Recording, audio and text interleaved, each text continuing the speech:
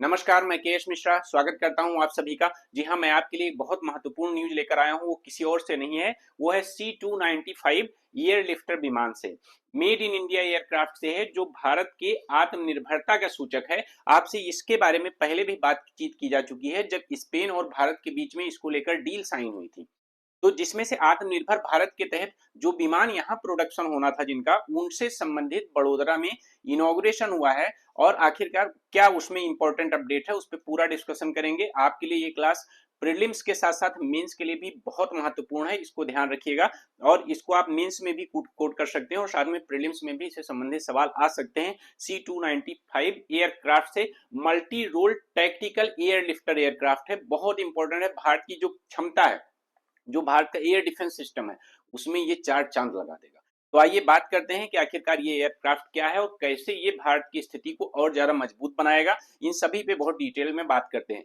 Tata advance system and Airbus, ये जो एक ज्वाइंट वेंचर है वो एयरबस का और टाटा कंपनी का है। तो Tata advance system and Airbus inaugurated C-295 final assembly line Vadodara में जो है अनाउंस हुआ है, इनॉग्रेट हुआ है। और इस पे जो है स्पेन के प्राइम मिनिस्टर पेड्रो सांचेज भी मौजूद रहे हैं। ठीक है, देखिए Spanish prime minister visits India, Bharat में जबरदस्त स्वागत इनका किया गया है। और सिर्फ ये इनॉग्रेशन के साथ साथ जो टाटा एयरबस फैसिलिटी का इनॉग्रेशन हुआ है गुजरात के बड़ोदरा में, ध्यान देना, इससे संबंधित ये भी सवाल पूछा जा सकता है कि टाटा एयरबस फैसिलिटी का उद्घाटन कहाँ हुआ है, कब हुआ है। तो 28 अक्टूबर को हुआ है, इसको भी ध्यान रखिएगा। उद्घाटन किसने किया है, बहुत सारे सवाल आपके प्रीलिम्स के लिए भी इसमें बन सकते हैं। और कितने विमान यहाँ बनने हैं, इस पे भी सवाल आपसे पूछा जा सकता है। इन्होंने रोड शो भी आयोजित किया और उस रोड शो में भी बहुत भारी भीड़ हुई। खैर ये तो मैंने आपको दिखाया कि हाँ भाई यहाँ पे आए, लेकिन मतलब आगे का आप न्यूज देखिए। The Tata Airbus C-295 facility launch, आखिरकार how India's first privately build military aircraft will transform defence capabilities, कि भारत की डिफेंस कैपेबिलिटीज को एक कैसे मजबूत करने वाला है, उस पर हम बात करेंगे। देखिए ये C-295 विमान है जो आपको दिख रहा है मेरे पीछे, बहुत ध्यान से देखिए। इसमें से 40 Airbus C-295 aircraft to be manufactured in Vadodara, delivered to the air force. इसको ध्यान रखिएगा कि भारत में कितने बनने हैं, 40 एयरक्राफ्ट बनने हैं इसके C-295। तो क्या टोटल C-295 40 एयरक्राफ्ट बनने हैं, इस पे भी एक सवाल आप ध्यान रखिएगा कि कितने बनने हैं। 40 बनने हैं, कहाँ बनने हैं, बड़ोदरा में बनने हैं, किसमें, टाटा एयरबस का और एयरबस का जो ज्वाइंट फैसिलिटी सेंटर इनोग्रेट हुआ है उसमें एयरबस कहाँ की कंपनी है, इसको भी सब आप बहुत अच्छे से ध्यान रखिएगा। कब उद्घाटन हुआ, किसने उद्घाटन हुआ किया, इन सभी को ध्यान में रखिएगा। देखिए अगर मैं C-295 विमान की बात करता हूँ, ये बहुत इंपॉर्टेंट है क्योंकि लगभग में अगर बात करें तो 8 टन का पेलोड ले जा सकता है और 70 ट्रूप्स को लगभग में 260 नॉट की स्पीड से ये कैरी कर सकता है, लेके जा सकता है। और C-295 विमान इतना ही नहीं, लगभग 30,000 फीट की ऊंचाई पर रह सकता है और एयर टू एयर रिफ्यूलिंग भी इसमें हो सकती है। अगर कभी फ्यूल कम हो सके तो हवा में भी उतनी ऊंचाई पर इसको जो है इसको रिफ्यूल किया जा सकता है। ठीक है, और हर तरह के ऑपरेशन में बात करूं तो C-295 और भी देशों के पास में है और अब तक लगभग 6 लाख से ज्यादा फ्लाइट्स जो है ऑल टाइप्स की एनवायरनमेंट में कवर कर चुका है। ये बहुत इंपॉर्टेंट आपके लिए है, हमारे देश के लिए है। अब बात करते हैं इसमें समझौते की। 2021 में मिनिस्ट्री ऑफ डिफेंस और साथ में एयरबस डिफेंस के साथ में समझौता हुआ था। 21,935 करोड़ का ये एग्रीमेंट था।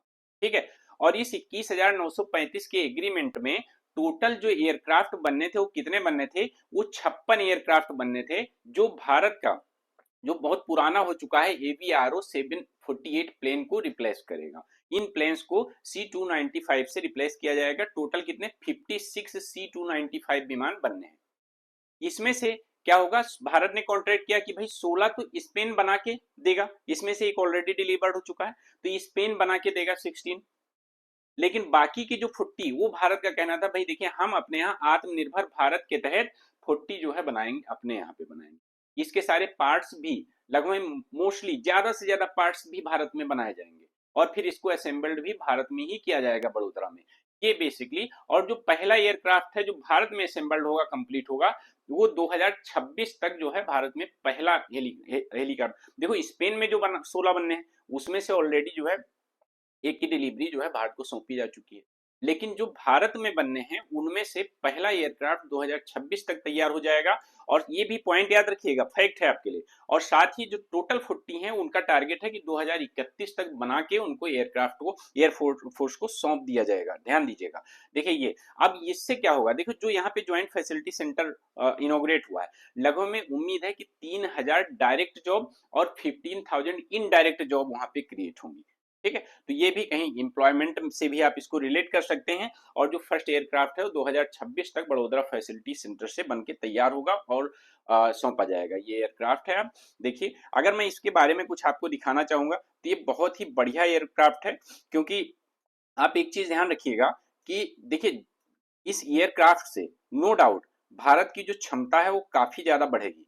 ठीक है, काफी ज्यादा भारत की क्षमता में इसमें सुधार आएगा। और देखिए क्या होता है कि यहाँ जो है इसमें से जैसे आत्मनिर्भर भारत से संबंधित भी कभी कोई सवाल आ जाए तो आप उसमें बता सकते हैं। इसकी क्षमताओं के बारे में भी आप बता सकते हैं कि किस तरह से ये बहुत ही हाई एल्टीट्यूड पर उड़ सकता है। लगभग 30,000 फीट की ऊंचाई पर ही इसको रिफ्यूल भी किया जा सकता है। 70 ट्रूप्स को ये कहीं भी कैरी कर सकता है। और बाकी जो है लगभग आपने देखा कि यहाँ जो है लोड भी बहुत ज्यादा उठा सकता है, कई टन का लोड ये कैरी कर सकता है। तो इस हिसाब से अगर आप देखेंगे समझेंगे चीजों को तो आप बहुत अच्छे से समझ भी पाएंगे और जो है एक्सप्लेन भी कर पाएंगे। उम्मीद करता हूं कि आपको क्लास समझ में आ रही है। बाकी आइए हम आगे बात करते हैं इस पे। देखिए, अगर मैं भारत और स्पेन की बात करता हूं तो भारत और स्पेन के बीच जो बायलैटरल ट्रेड है वो लगभग 9.9 बिलियन डॉलर का है। तो ऐसे में अब भारत और साथ में आपके सामने एक और सवाल उठता है, मान लेते हैं आपसे पूछ लिया जाए कि भारत और स्पेन के बीच राजनयिक संबंध, डिप्लोमेटिक रिलेशन कब शुरू हुए थे, तो ये 1956 में स्टार्ट हो गए थे। इसको ध्यान रखिएगा। और साथ ही बहुत इंपॉर्टेंट क्लास है ये, आप बहुत अच्छे ध्यान रखिए। एक बार में फैक्ट ना समझ में आए हो तो दो बार देखिए। क्लास को लाइक करिए, चैनल को सब्सक्राइब करिए, बिल्कुल भी जो है बाकी दूसरों के साथ शेयर भी करिए। और मेरे टेलीग्राम चैनल से जुड़िए जहां पर आपको डेली क्विज मिलती हैं, खासकर prelims based, current affair based, और इसकी कम्युनिटी पर भी क्विज जो है चलाई जाती है, उन पे आप पार्टिसिपेट किया करिए। धन्यवाद।